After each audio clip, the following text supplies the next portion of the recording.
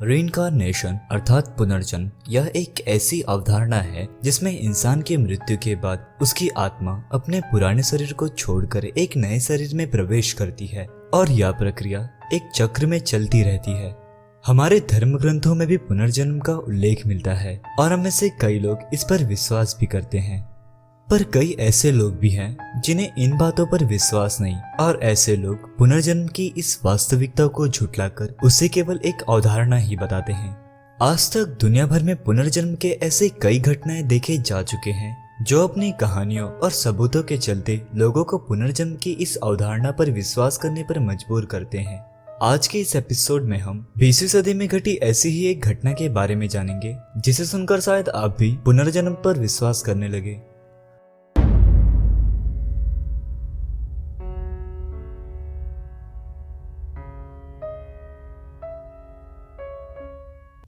इस कहानी की शुरुआत होती है 5 मई सन 1957 से।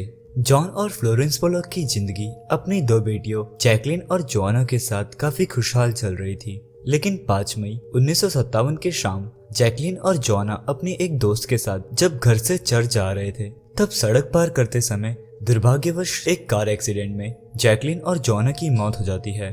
अपनी बेटियों के मौत के चलते जॉन और उसकी पत्नी पर इस घटना का काफी गहरा प्रभाव पड़ता है, लेकिन इस पूरी घटना के कुछ सालों बाद जॉन और फ्लोरेंस की जिंदगी में खुशियां एक बार फिर लौट आती है और 4 अक्टूबर 1958 के दिन फ्लोरेंस 2 जुड़वा बच्चों को जन्म देती है और फ्लोरेंस इन बच्चों का नाम जिलियन और जेनिफर रखती है। बचपन से ही इन दोनों जुड़वा बच्चों के बदन पर कुछ निशान मौजूद थे, पर हैरानी की बात तो यह थी कि ये निशान जिलियन और जेनिफर की बड़ी बहन जिनकी कार एक्सीडेंट में मौत हो चुकी थी उनसे मिलते जुलते थे। बचपन से ही जिलियन के सर पर एक चोट का निशान था जो कि बिल्कुल उसकी मर चुकी बहन जैकलिन के सर पर मौजूद निशान जैसा था, और इतना ही नहीं, जिलियन के कमर पर भी एक निशान मौजूद था और वो भी हूबहू जैकलिन के कमर पर मौजूद निशान की तरह था। जिलियन के अलावा जेनिफर के शरीर पर भी बचपन से कुछ निशान मौजूद थे, पर जॉन और उसकी पत्नी ने इन बातों को महज एक संयोग माना और इन बातों पर ज्यादा तवज्जो नहीं दी। जिलियन और जेनिफर के जन्म के कुछ दिन बाद यह परिवार अपने पुराने शहर को छोड़कर एक नए शहर में जाकर बस जाता है जहां वो आने वाले कुछ साल बिताते हैं। कुछ साल बीते और ये बच्चियां जब लगभग 2 साल की हुई तो इन्होंने उन खिलौनों का जिक्र करना शुरू किया जिन खिलौनों से इनकी बड़ी बहनें जैकलिन और जोआना खेला करती थी। पर यहाँ भी असमंजस की बात यह थी कि इन बच्चियों ने उन खिलौनों को ना तो कभी देखा था और ना ही कभी उनके बारे में सुना था। जब ये बच्चियां 4 साल की हुई तो जॉन अपने परिवार के साथ अपने पुराने शहर वापस लौट आया, पर अपने शहर में वापस लौटने पर जॉन और उसकी पत्नी के साथ कुछ ऐसा हुआ जिस पर यकीन करना अब लगभग सभी के लिए मुश्किल हो चुका था। जिलियन और जेनिफर को अपनी बहनों के बारे में कोई भी जानकारी नहीं थी। जॉन और फ्लोरेंस ने जिलियन और जेनिफर को कभी भी उनके बड़ी बहनों के बारे में नहीं बताया था और ना ही इन बच्चों को अपनी बहनों के मौत के बारे में कोई जानकारी थी, और ना ही ये बच्चे उस शहर से वाकिफ थे जहां उनका जन्म हुआ था। इन सारी बातों के बावजूद भी इन दोनों जुड़वा बहनों को उस शहर की हर वो जगह के नाम याद थे जहां उनकी बड़ी बहनें खेला करती थी। यहाँ तक कि इन बच्चियों ने एक बार सड़क पर चलते समय एक स्कूल के ओर हाथ दिखाया और वहां जाने की जिद करने लगी। उनका यह कहना था कि इस स्कूल में वे पहले भी पढ़ चुके हैं और इसके पीछे एक बगीचा है जहाँ वो पहले खेला करती थी। इन बच्चों की ये बातें सुनकर इनके माता पिता काफी आश्चर्यचकित हुए, क्योंकि यह वही स्कूल था जहां उनकी बेटियां जोआना और जैकलिन पढ़ने आया करती थी। जब इन बच्चियों ने पहली बार अपने बड़ी बहनों के खिलौनों को देखा तो इन बच्चों ने उन खिलौनों को बिल्कुल वही नाम दिया जो कि उनकी बड़ी बहनों ने उन्हें दिया था।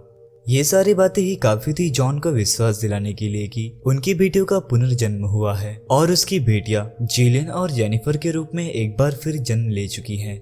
समय के साथ ही इन दोनों बच्चियों के व्यवहार में काफी अजीब तरह के बदलाव आने लगे। कई बार जिलियन और जेनिफर एक ऐसा खेल खेलते जिसे देखकर उनकी माँ फ्लोरेंस काफी डर जाती। जिलियन हमेशा जेनिफर के गोद में अपना सर रखकर यह कहती कि एक कार ने उसे टक्कर मार दी है और उसकी आंखों से खून बह रहा है। बच्चियों द्वारा खेले जाने वाला यह खेल फ्लोरेंस को उसकी बच्चियों की मौत की याद दिलाता है।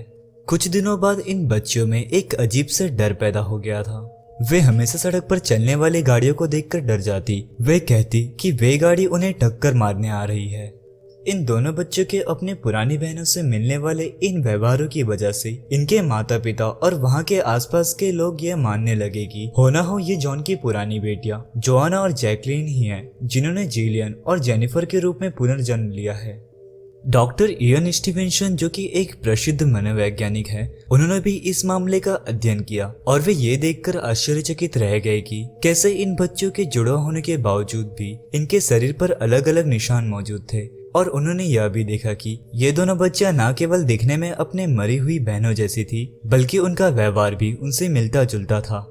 डॉक्टर स्टीवेंसन ने सन 1964 से 1985 तक के एक लंबे समय के लिए इस केस पर अध्ययन किया और अंत में उन्होंने ये माना कि यह घटना अब तक के पुनर्जन्म के सबसे दिलचस्प घटनाओं में से एक था।